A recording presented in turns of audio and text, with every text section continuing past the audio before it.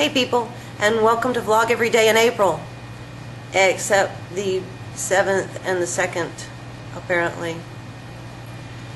Today I want to talk about most influential books in my life. I haven't written any of this down. I'm going off the cuff here, so I think there's 5, but I don't know. We'll see. Okay, number 5 would be Les Miserables.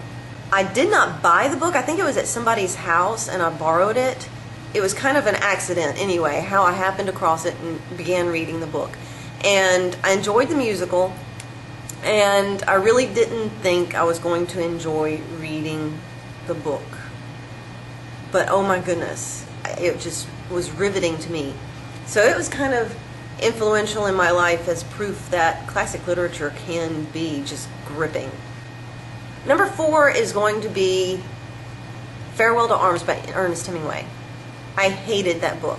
I read it when I was 14 as assigned reading in school, and I remember my impression of the book was trying to get invested in those characters. I wanted to get invested in them, and I actually got mad at Ernest Hemingway for writing characters that I did not like, that I wanted to slap around because they were making me so mad.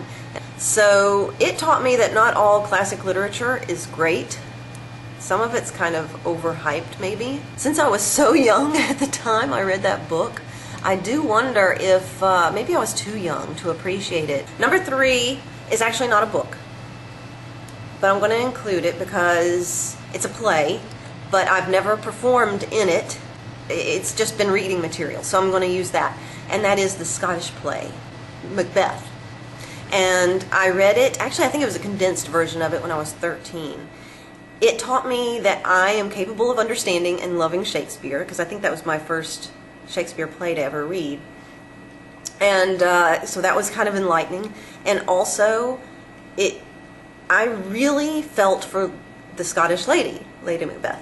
I really felt for her and enjoyed that role, and I thought that's going to be, I already had acting aspirations at the time, that is going to be a role that I want to play someday. Let's see, number 2 is Pride and Prejudice by Jane Austen.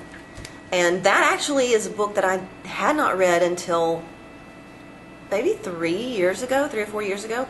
Okay, this is what I love. Jane Austen is very insightful into characters, especially her minor characters, which you would not expect. I love how it sort of shows romantic relationships from 3 different perspectives, 3 different kinds or 4 different kinds of, all these kinds of romantic relationships, and the right way and the wrong way of doing things and going about courting and getting to know somebody and deciding who you're going to spend your life with. That's an important issue no matter what generation is going on. The decision of who you're going to spend your life with is an eternally big decision. And so I love that she sort of demonstrates the right way and the wrong way of doing that in Pride and Prejudice. Number 1, most influential book. Here we are.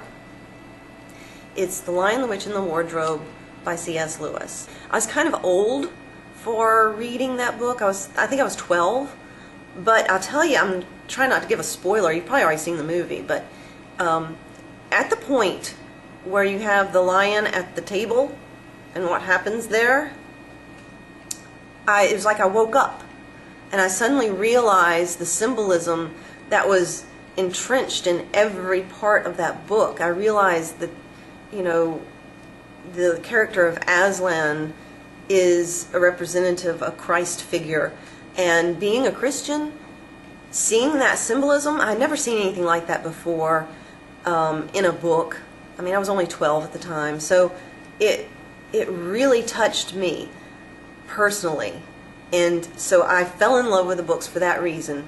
And then also it was pivotal for me because at that point in time I was at 12 years old, looking ahead to high school, knowing that in high school things get harder. You're going to start reading classic literature, having literature assignments, reading assignments, and reading that book and being able to see the symbolism in it and know what the deeper meaning is behind this frivolous fantasy story gave me a lot of confidence that I'm going to make it in high school, that I have this ability to read and understand what is written between the lines and being able to appreciate literature, and changed how I read completely.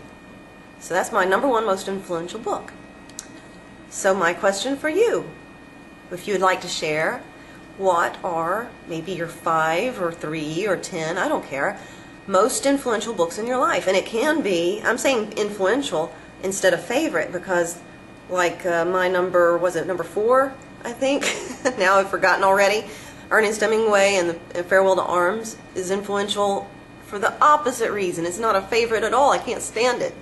But I do need to give it another shot, because you perceive things differently after you get that life experience under your belt, and you understand human weakness a lot better. All right, well, I've spent too much time already, and appreciate you stopping by. Goodbye for day 8. See you tomorrow.